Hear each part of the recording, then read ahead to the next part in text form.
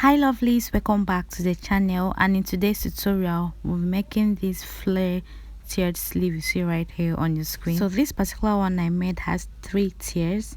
You can actually increase your tiers as desired. So if this sounds like something you're interested in learning how to do, please continue watching, and without much ado, let's get started.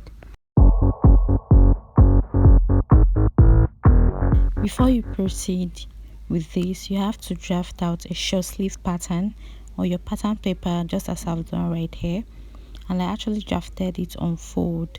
So this is what I have. Measure your round sleeve and everything, and the length of your sleeve. So I'm actually working with a short sleeve right here. So I opened this up, and from the top part or the cap of my sleeve I came down by 3 inches, but I realized it was too close to the part I'll be stitching to my armhole. I had to mark 4 inches so that I can have ½ inch at that top part for stitching allowance to the armhole of my dress. So I went ahead to connect that dot into a straight line. Then from that first line I marked 2 inches. So I'll connect this 2 inches point into a straight line, and from that second line I'll also mark 2 inches and connect it into a straight line.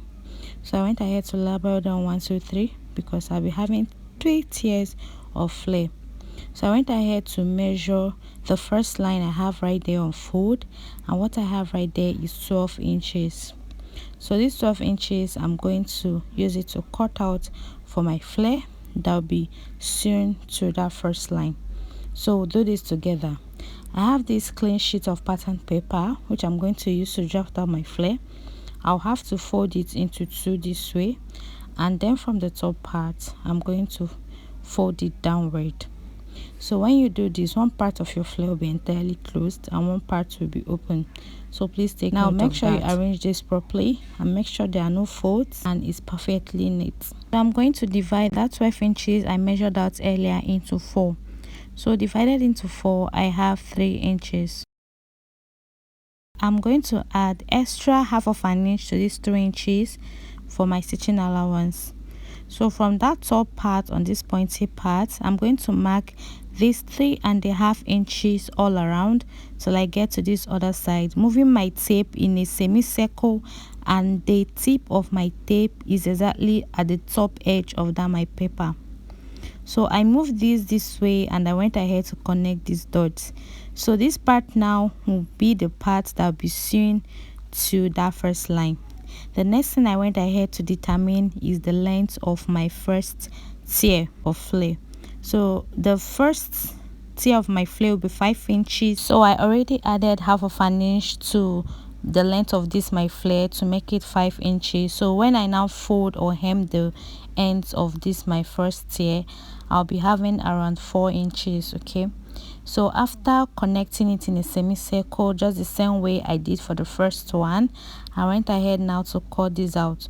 So if you're calculating the length of your flare, please place your tape from the first line which was marked earlier from the top of our paper, okay, which is this circle we have right here. So after that, now I measured it out to see what I have, but now I'm going to draft on my fabric. So this is actually a flowered crepe fabric. I don't know, it has this fire print actually and is unique. So I went ahead now to fold the exact same way I folded my pattern paper. Then when I folded my fabric that way, I went ahead to pin this. So I first cut off the base. Remember, I already added my hemming allowance to this. Then I cut off this curved part. So this is for the first tier of my flare. Okay, so when I spread this out, you can see what I have right here. So I'll go on ahead now to open just one part of this flare I have. So I'll also get my pattern, which is my drafted sleeve pattern, and I'm going to try to measure this on that first line, and you all will see right here that it aligned properly, and I just had little excesses which I'll also cut off when I'm done stitching this piece to my sleeve. So you all see what we have right now. Then the second one I'm going to cut out will be for the second tier of my flare. So also fold the same way using the same pattern I used while folding my pattern paper. So my second tier of my flare is going to be 8 inches long, including the hemming allowance. Okay, so while measuring out the second length of my flare, or whichever flare you are measuring out, ensure that you are not starting from the top part. Okay, so I'll firstly go ahead to use this first tier of my flare as a guide to draft out the remaining tiers of my flare. So I also pinned this my pattern paper on my fabric after folding, and you can see what I have. So to measure out the length of my second tier of 8 inches, including my hemming allowance, I went ahead to place the tip of my tape from that curved part. So I hope you can see it's very clear here. So when you place it at that top part, you now also have to move it in a semicircle, just as I'm doing right here, to also attain the same shape as the first one, but it's going to differ in length, right? So this is what I have, and I'll go ahead and also cut this out after marking on my fabric. So I also cut off that top part, as you can see right here. So please do ensure that you're placing your flare properly on your fabric and also pin. Make sure that the closed part, you are pinning it together with the closed part on your fabric, and the open part of your flare, you're pinning it with the open part on your fabric. So go ahead and open up one part of your flare, just as I've done right here for your second tier. So I also get my sleeve pattern and measure it. You can see it's aligned properly. So I'm actually making use of that first width of that first line for our tier, because it's actually wider than the rest of the lines we have, so to actually help you to be on the safe side. Okay, so this one now is for the third tier of our sleeve or our flare. So I also use the first tier of our flare as a guide. Now I place my tape on that curved part and I marked 10 inches. So this 10 inches includes my hemming allowance as well, as you can see right here. So after marking this in a semicircle, I went ahead to cut this out. So you all can see what we have here so far. I'll go ahead, remove my pattern paper, and also open up one part.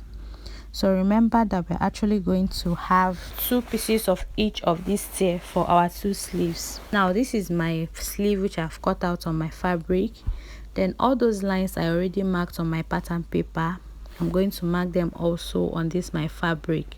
From the cap of my sleeve, I came down by 4 inches and marked my first line, which will be my first tier. So I got the first tier of my flare. So go ahead and fold the base with just half of an inch. Remember, I added it by cutting out the length of this our flare. So when you are done doing that, you're just going to flip your fabric to the right side facing your fabric, and you're going to pin that curved part.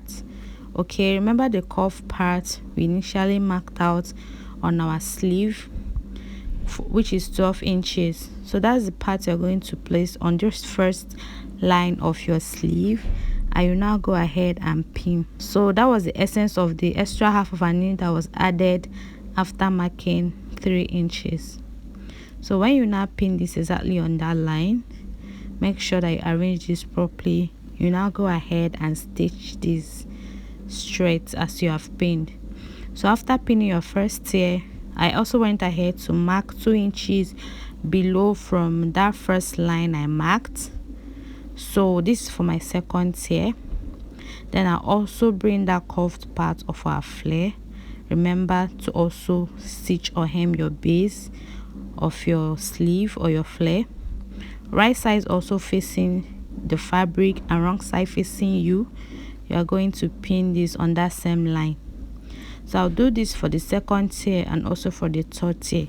So if you actually want your tiers to be like longer, to get up to your wrist, remember to draft a long sleeve pattern or a 3/4, okay, so that your long sleeve will get up to your elbow, because the more inches you come down by, the longer your sleeve. Okay, so this is all I have.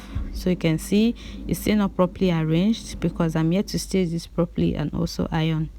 Then from that second line, I also marked the third one towards the ends of my sleeve. Please, at this point, I've already stitched the hem of my sleeve using just 1 inch. All right, I did it behind the camera. So now at this point on my sewing machine, I'm just showing you all how I'm stitching this together. So this is the first tier of my flare. I'm stitching it exactly on that line. So this is just like me showing you all what it looks like. So do this for all of them, including the both sleeves where you'll be fixing your flare to. So I did this for the two parts after hemming the base of everything and also ironing as well, so you all can see what we have so far. So it's neat and I love the outcome. So the next I'll be fixing it to the armhole of this my beautiful shirt gown, which I've drafted right here. So I spread the armhole out this way, and I'm going to get the top part of my sleeve and I'm going to pin this part all around my armhole. So that was the reason I left that half of an inch away from the top part of my sleeve, so that it will be my joining allowance to the armhole of my dress. So I don't want the flare to be stitched together with my armhole. So after pinning this, go ahead and stitch using just half of an inch. All right, so I'll go ahead now and do that, and by the time I'm done, this is what I'm going to have. It's going to come out beautiful. As you can see, I also measured the length of my sleeve and I have 15 inches. So now that I've stitched, I'll go ahead now to flip this my dress to the wrong side, because I want to stitch up our flare and the side of our dress. So now we are going to get your flare, which is the longest one, the longest tier you have, which is the last one. You pin it together this way as I'm doing right here. You also get the second tier and pin it together on the last tier of your flare. Okay, just take your time to do this. Okay, then you now get the armhole and pin it together. So this is going to serve as a guide, and it's going to be very neat when you are done pinning.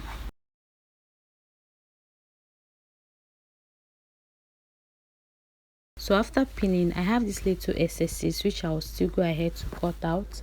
This is because of the flare from the first tier, which was like a bit longer than what I had. So there is no cause for alarm. If you have excesses, just go ahead and cut it out. All right,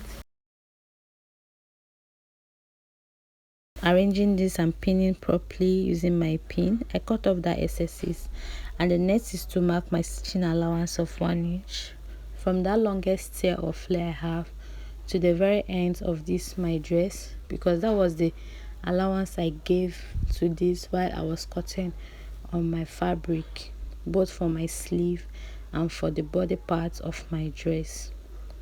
So stitch this from the top part all the way to the ends when you are done, and you can fix this to any dress of your choice. It mustn't be a shirt gown, it could be any desired style of dress you wish to recreate, and you're perfectly fine.